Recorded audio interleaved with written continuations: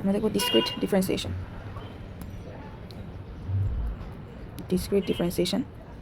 তো এখানে দুইটা ওয়ে আছে। একটা হচ্ছে আমার ডিরেক্ট ফিট পলিনোমিয়াল, আরেকটা হচ্ছে আমার ল্যাগ্রাঞ্জেস মেথড, যেটা পলিনোমিয়াল। আরেকটা আছে, সেটা হচ্ছে তোমার ফরওয়ার্ড ডিফারেন্স মেথড, এটা করা যাবে ফরওয়ার্ড ডিফারেন্স মেথড। তো এখানে বেসিক্যালি কী করতে হয়, আমার হচ্ছে অনেকগুলো ডেটা পয়েন্ট দেওয়া থাকবে, এরকম ধরো এক্স ওয়াই, এরকম অনেকগুলো ডেটা পয়েন্ট দেওয়া থাকবে। সেই ডেটা পয়েন্ট থেকে আমাকে একটা কার্ভ ফিট করতে হবে।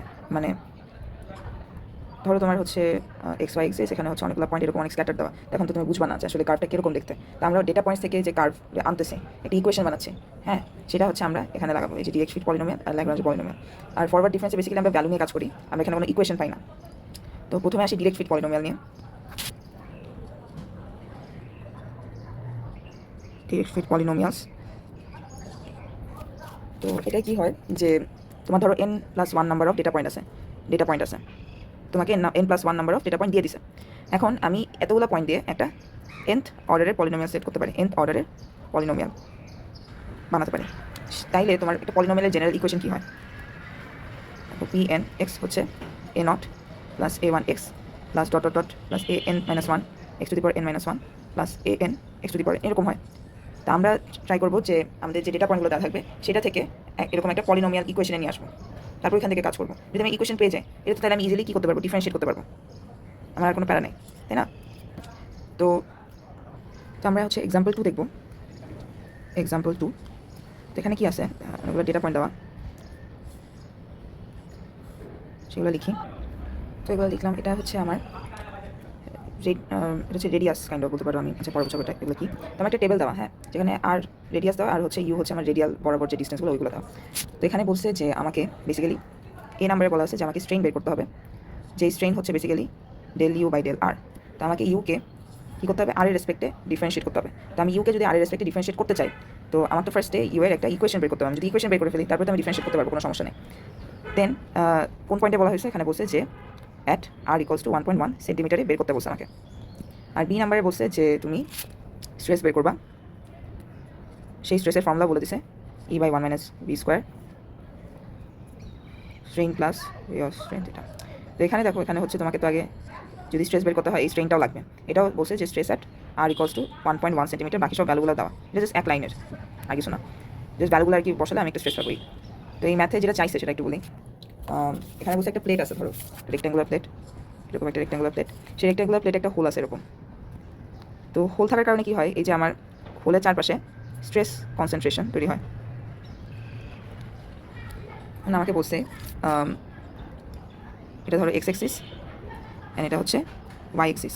তো এতটুকু হচ্ছে আমার রেডিয়াস, যেটা হচ্ছে আমার কত বলা, 1 সেন্টিমিটার, আই গেস।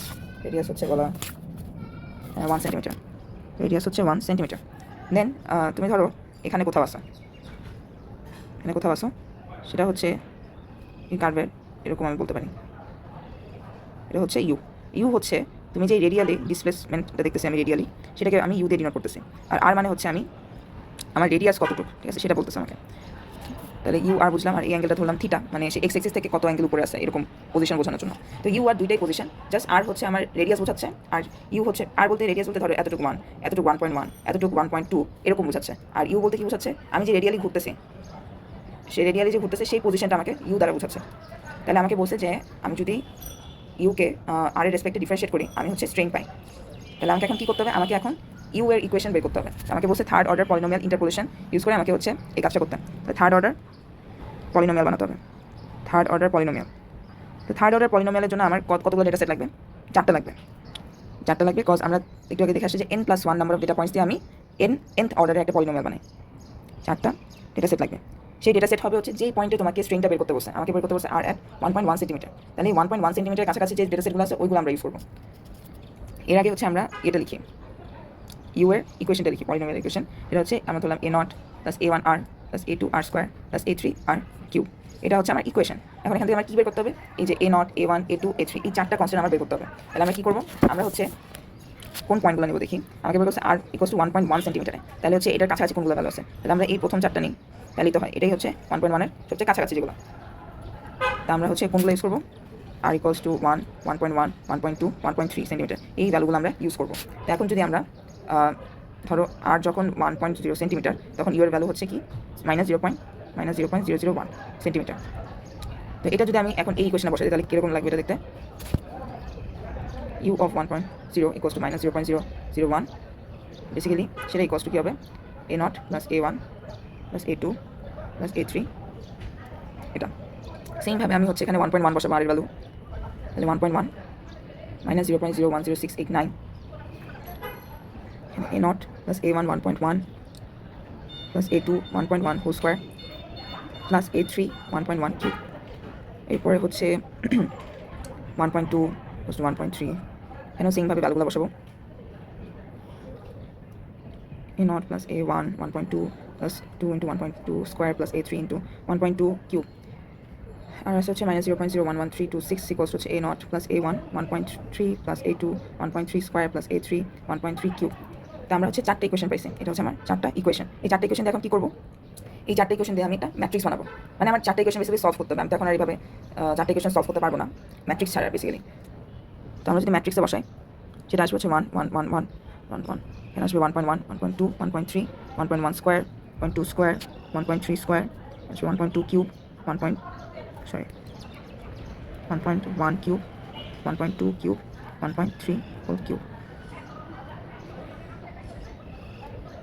এখানে থাকবে a0 a1 a2 a3, এই 4টা আননোন বের করবো, which is equals to আমার ইউ এর ভ্যালুগুলো -0.001 -0.0010689 -0.0011088 -0.0011326, এগুলো ভ্যালু এখন আমরা যে ক্যালকুলেটারে সলভ করে ফেলবো। সেটা আসবে হচ্ছে a0 ইকুয়ালস আসে 0.004122, a1 আসে -0.011517, a2 আসে হচ্ছে 0.008545 অ্যান্ড a3 আসে হচ্ছে -0.00215। তো এখান থেকে এখন কী করবো? এখন হচ্ছে আমরা এই যে আমরা যে ইকুয়েশনটা বের করছিলাম, সেই ইকুয়েশনে a0 a1 a2 a3 এই 4টা ভ্যালু বসাই দিব। তাহলে u r a0 plus a1 plus a2 r square plus a3 r cube. তো এখানে যদি আমি বসাই তাহলে আসবে হচ্ছে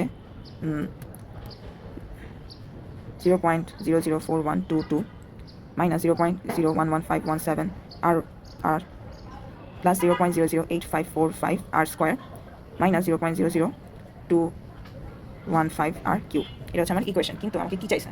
আমাকে বলছে যে তুমি আমাকে স্ট্রেইন হচ্ছে বের করে দিতে। তো এখন স্ট্রেইন কীভাবে বের করবো? স্ট্রেইন হচ্ছে আমার আর এর রেসপেক্টে ডিফারেন্সিয়েট করতে হবে ইউকে। তাহলে যদি ডিফারেন্সিয়েট করি তাহলে কী হবে?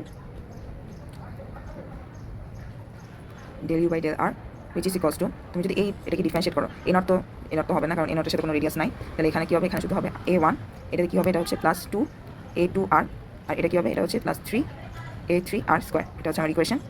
তাইলে এখানে কী হবে? আর এটা আমার কোন পয়েন্টে বের করতে বলছে? এটা হচ্ছে আমার 1.1 সেন্টিমিটার বের করতে বলছে। তো এখানে জাস্ট কী করবো? a1 a2 a3 এর ভ্যালুটা বসাই দিব, আর এর জায়গায় আমরা 1.1 সেন্টিমিটার বসাবো। তখন আলটিমেটলি আমার ভ্যালু আসবে হচ্ছে -0.005225, এরকম কিছু আসবে। তো এটা হবে আমার স্ট্রেইন অ্যাট 1.1 সেন্টিমিটার রেডিয়াস। তো গেল। দেন বি নাম্বারে কী চাইছে?